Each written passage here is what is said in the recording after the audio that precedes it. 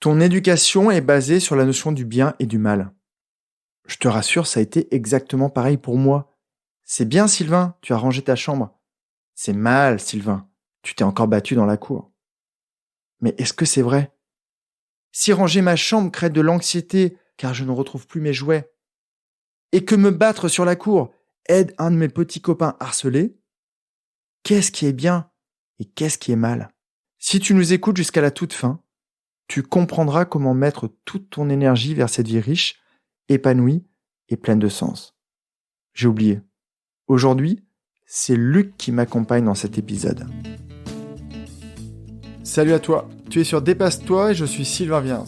Tous les mardis dès 7h, je te proposerai des idées pour comprendre ton fonctionnement, améliorer tes relations, trouver de la motivation ou encore développer ta confiance en toi.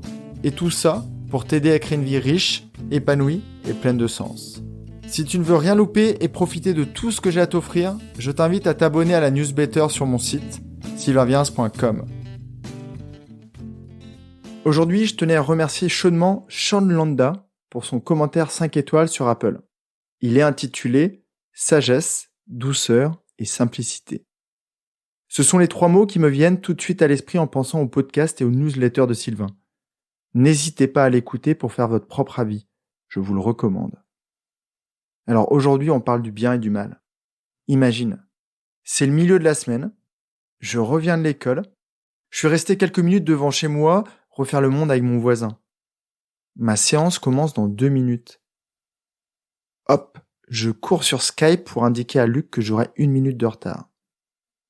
Je sprinte jusqu'à la cuisine, j'attrape une tasse Gryffondor, je mets ma bouilloire à chauffer sur 90 degrés et je saisis ma boîte d'infusion. Je jette le sachet zen dans ma tasse et je me précipite dans mon bureau. Je crois que je suis déjà dans l'énergie speed de Luc. Pour que tu comprennes, Luc, c'est un mec génial. Il est super créatif. Il jongle avec plusieurs entreprises, dont une qui se veut solidaire et qui aide les animaux à travers le monde. Ça me fait super plaisir de l'accompagner. Son planning est extrêmement chargé. Il arrive entre 2 réunions, complètement essoufflé. Il a plus de retard que moi. Je vais donc lui proposer une petite minute calme pour démarrer. Je vais lui demander de poser délicatement les mains sur sa table, d'ancrer ses pieds au sol, un peu comme les racines d'un arbre. Et après 3 ou 4 respirations, c'est parti. Malgré le petit exercice, il a une grosse énergie, mais elle est différente de d'habitude. Je lui pose ma première question. Que s'est-il passé de positif depuis la dernière séance?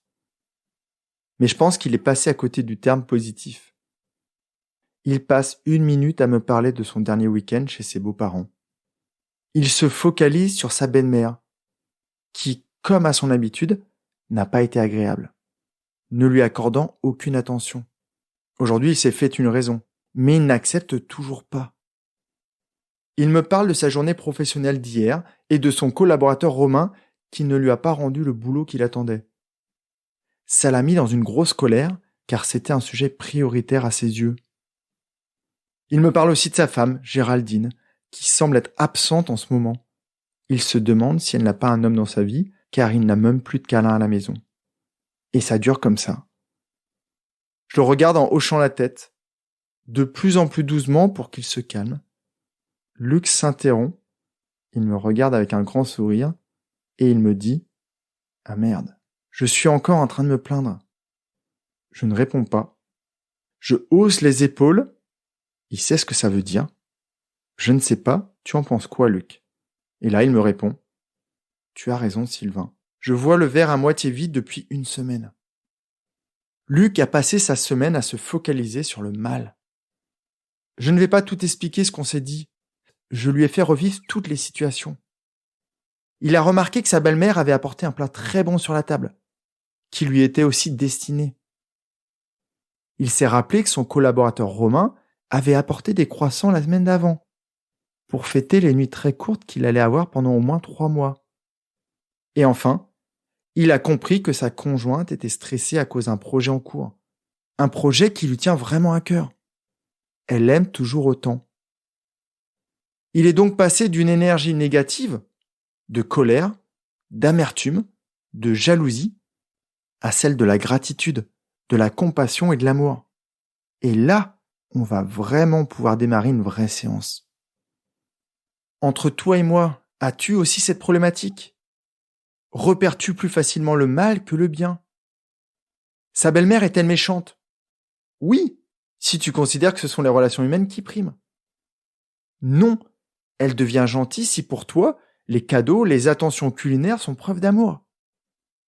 Est-ce que Romain est un mauvais collaborateur qui ne rend pas son boulot en temps et en heure ? Ou alors, c'est un super papa poule qui aide sa conjointe et qui aime profondément son enfant. Qu'en penses-tu ? Le bien et le mal. Les récompenses et les punitions sont la base de notre éducation. Alors, on considère que c'est normal. Pour bien que tu saisisses, c'est un exemple que je prends souvent en séance. Elon Musk, le boss de Tesla et de SpaceX. Est-ce que c'est un ange ou est-ce que c'est le diable incarné ? Si tu considères son empreinte carbone et tout son argent, tu peux l'imaginer tout rouge, avec une queue en forme de flèche, des cornes et une aura en feu autour de lui. C'est Lucifer en personne. Si maintenant tu changes d'angle de vue et tu imagines qu'il fait tout ça pour sauver l'humanité, alors tu le vois souriant, tout blanc, peut-être même avec des ailes, et une aura extrêmement lumineuse autour de lui. Et ouais, ça devient un ange. Va dans une soirée mondaine à Paris et parle d'Emmanuel. Il est possible que pour eux, c'est un prophète. Maintenant, va sur un rond-point avec des personnes habillées de jaune et parle de lui. Ça devient un criminel. En quoi ça te concerne ? Quand tu juges, quand tu critiques, quand tu te focalises sur le négatif, tu perds de l'énergie.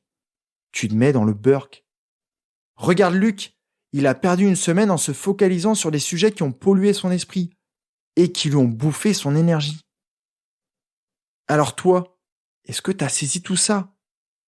Est-ce qu'un sage qui se déplace en jet privé à travers le monde est mauvais ? Ou est-il bon ? Ok, il lâche du carbone, mais si voyager seul lui permet de garder de l'énergie et que cette énergie rayonne sur les 5000 personnes qui vont venir l'écouter, c'est ok.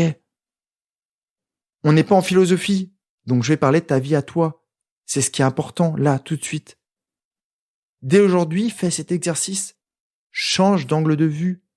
Tourne autour de ce que tu considères comme problème et vois-le d'une autre manière pour trouver la solution. Je vais te donner encore un autre exemple pour que tu intègres tout ça. Marie, elle a été trompée. Elle a appris et a décidé de divorcer. C'est pas évident car il y a aussi sa fille Léa. 1 an après, c'est le coup de foudre. Elle tombe littéralement sur l'homme de sa vie, le futur papa de son 2e enfant, et un super beau papa pour Léa. Alors qu'en penses-tu ? Intègre cette idée. Le bien et le mal n'existent pas. Je ne critiquerai plus. Ça ne sert à rien. Ma parole de tous les jours devient de plus en plus impeccable. Un jour, tu n'auras même plus besoin d'y penser. Je t'envoie plein de belles ondes d'énergie et dis-toi qu'à chaque écoute, ta réalité se transforme petit à petit. Prends bien soin de toi et à jeudi. Merci pour le partage. Bye bye. Si cet épisode t'a appris quelque chose, n'hésite pas à en parler autour de toi. Dis-toi qu'à chaque fois que tu m'aides à le diffuser, tu fais tous les jours un peu plus pour aider tes proches et influencer positivement les gens qui nous entourent. Je te remercie très sincèrement pour ton écoute et je te souhaite vraiment le plus beau pour la suite.